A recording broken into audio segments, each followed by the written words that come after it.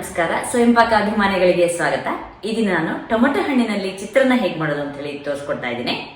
ಬೇಕಾಗುವ ಪದಾರ್ಥಗಳು: ಟೊಮೆಟೊ 3, ನಾನಿಲ್ಲಿ ಹುಳಿ ಟೊಮೆಟೊ ಇಟ್ಕೊಂಡಿದ್ದೀನಿ. ಈರುಳ್ಳಿ 1, ಹೆಚ್ಚಿದ ಕೊತ್ತಂಬರಿ ಸೊಪ್ಪು ಸ್ವಲ್ಪ, ಕರಿಬೇವಿನ ಎಲೆ ಸ್ವಲ್ಪ, ಅಚ್ಚು ಖಾರದ ಪುಡಿ 1 ಟೀ ಸ್ಪೂನು. ಈ ಚಿತ್ರಾನ್ನಕ್ಕೆ ಅಚ್ಚು ಖಾರದ ಪುಡಿ ಮಾತ್ರ ಹಾಕುವಂತ ಒಂದು ಕ್ರಮ ಇದೆ.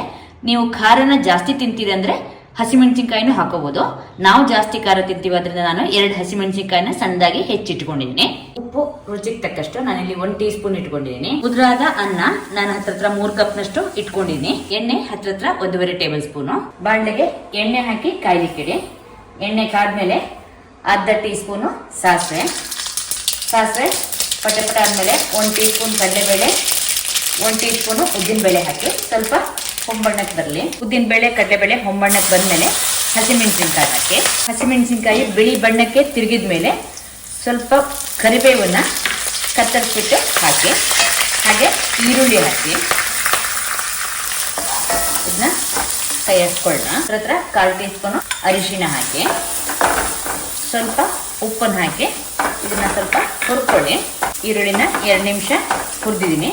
ಈಗ ಇದಕ್ಕೆ ಸಣ್ಣಗೆ ಹೆಚ್ಚಿದ ಟೊಮೆಟೊ ಹಾಕೋಣ. ಹಾಗೆ ಖಾರದ ಪುಡಿನ ಹಾಕಿ ಸ್ವಲ್ಪ ದೊಡ್ಡ ಉರಿ ಮಾಡಿಕೊಂಡು ಇದನ್ನ ಹುರಿಯೋಣ.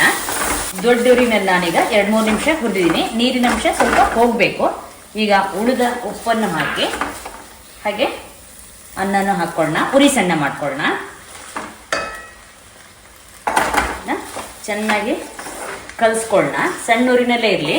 ಚೆನ್ನಾಗಿ ಕೈ ಆಡ್ಬಿಟ್ಟು ಇದನ್ನ 1 ನಿಮಿಷ ಸಣ್ಣ ಉರಿನಲ್ಲಿ ಹಾಗೆ ಒಲೆ ಮೇಲೆ ಇಟ್ಟೋಣ. 1 ನಿಮಿಷ ಆಗಿದೆ. ಸ್ಟವ್ ಆಫ್ ಮಾಡೋಣ. ಒಮ್ಮೆ ಚೆನ್ನಾಗಿ ಇದನ್ನ ಹೀಗೆ ಕೈ ಆಡ್ಕೊಳ್ಳೋಣ. ಕೊತ್ತಂಬರಿ ಸೊಪ್ಪನ್ನು ಹಾಕ್ಬಿಟ್ಟು